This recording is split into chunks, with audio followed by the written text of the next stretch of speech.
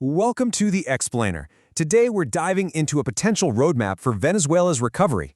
And this isn't just a top-down plan, it's one built from the ground up, connecting the raw, immediate needs of the people to a real strategy for the future. Okay, let's just start right here. The analysis we're looking at kicks off with this incredibly powerful quote from a hypothetical future. And you have to understand this feeling to get anything else we're about to talk about.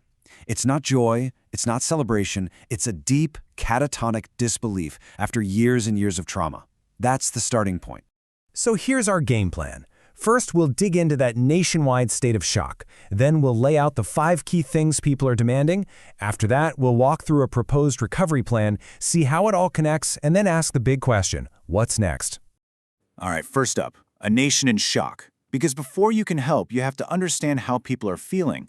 This is all about analyzing social media to get a read on a population that's been through decades of trauma and is now facing this massive, unbelievable change. And what's so fascinating is this deep psychological split. On one side, you have total skepticism. I mean, people are literally asking if photos are AI-generated, if it's all some kind of psyop, because they are terrified of retaliation. But on the flip side, for those who dare to believe it, it's just this immense, overwhelming relief. A massive weight lifted. Not because they love some outside force, but simply because the nightmare might actually be over.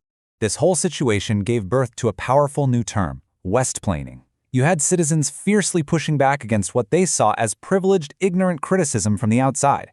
The message from the ground was crystal clear. You know what? We don't care about your geopolitics. We just want this to end. So in the middle of all this chaos and emotional whiplash, what do people actually want? What are they asking for, first and foremost? Well, the data boils it all down to 5 critical foundational demands. Okay, so what are those 5 demands? Number 1, verification. People need proof that this is real and it's not going to be reversed. Number 2, safety. They need protection from loyalists who might seek revenge. 3, economic triage. The economic crisis needs to end now. People are hungry. 4, the return. Make it safe for the 8 million people who fled to actually come home. And finally, number 5, real justice. Don't just change the person at the top, dismantle the criminal networks. This is the foundation. Any real plan has to address these 5 things. So how do you even begin to tackle a list like that? Well, that brings us to the proposed solution, a 5-point recovery plan. The whole idea is to use Venezuela's own oil revenue to directly solve these problems. First things first, the lights on initiative. I mean, it's about as basic as it gets, right? For a society to function, you need power and you need water. And think about the problem here. You can't ask 8 million people to come home to a country with 12-hour blackouts. It's just not possible. The grid is a mess. So the plan is twofold. Use emergency cash to get parts and stabilize the main grid in about 100 days, but also fund local, decentralized solar grids for crucial places like hospitals. It's a direct answer to that demand for the return by making the country livable again. Okay, this next one is really smart. Initiative 2, the Family Reunification Grant. It's a classic 2 birds, 1 stone idea, tackling the housing crisis and the jobs crisis at the exact same time. The logic is so simple. Returning families have nowhere to live. At the same time, unemployed young men are prime targets for gang recruitment. So the plan suggests creating a return grant, a little stipend to help families resettle. And here's the genius part, you also fund a huge public housing renovation project. That immediately creates construction jobs for those young guys. See? Homes for the returnees, jobs for the youth. Problem meets solution. Third on the list is the Life and Bread Emergency Fund. This is all about the immediate life or death stuff, hunger and the total lack of basic medicine. The analysis is blunt. The old clap food box system was corrupt, it was used as a political weapon, and it failed. So what do? Get rid of it.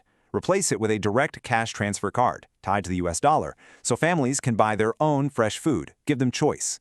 At the same time, you create a shock fund to immediately restock hospitals with essentials. We're talking antibiotics, insulin, the basics. It's a direct hit on that economic triage demand. All right, number 4 gets into a really tough topic, security sector professionalization. How do you make people feel safe when the very institutions meant to protect them have been part of the problem? The reality on the ground is that police and soldiers are making maybe $10 a month. So what happens? They survive on bribes, they work with gangs. The solution here is brutally pragmatic. Use oil money to give them a real, living wage. The logic is simple. You can't expect hungry police to fight powerful gangs. By paying them a dignified salary, you're essentially buying their loyalty back from the criminals and for the state. You turn predators back into protectors. And the fifth and final piece of the puzzle is digital sovereignty infrastructure. This one is about the long game. It's about rebuilding the very foundations of education and making sure people have access to real, uncensored information. The problem is stark. We've got a whole generation raised on propaganda in crumbling schools cut off from the global internet. So the investment is about blasting open the doors to information, subsidized satellite internet for every single school and community center. And you can't forget the basics, right? A one school, one roof program to do simple repairs, plus salary boosts to stop the teacher brain drain. This gets right at those demands for verification and justice by arming people with knowledge.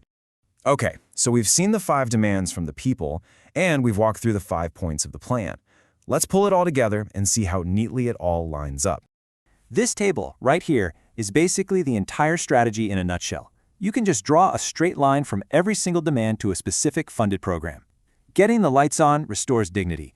Cash for food is economic triage. Paying police provides safety. It's a clear, logical, one-to-one response. Nothing is random. It's all designed to answer a specific call from the community. Which brings us to our last section. What happens next? We've seen the diagnosis. We've seen the prescription. So where do we go from here? Of course, a plan on a slide is not a guarantee. We all know that. But the key takeaway here is that a coherent framework like this shows what's possible. It shows you can directly respond to what citizens need by aligning a country's own resources with its people's priorities. It proves a plan can be built from the ground up to restore dignity, safety, and stability. And that leaves us with this final, massive question. The blueprint exists. It's logical. But what is the biggest challenge in turning that blueprint into reality? Because beyond the money and the logistics, the true test is trying to execute a plan this huge in a country fractured by such deep, deep trauma.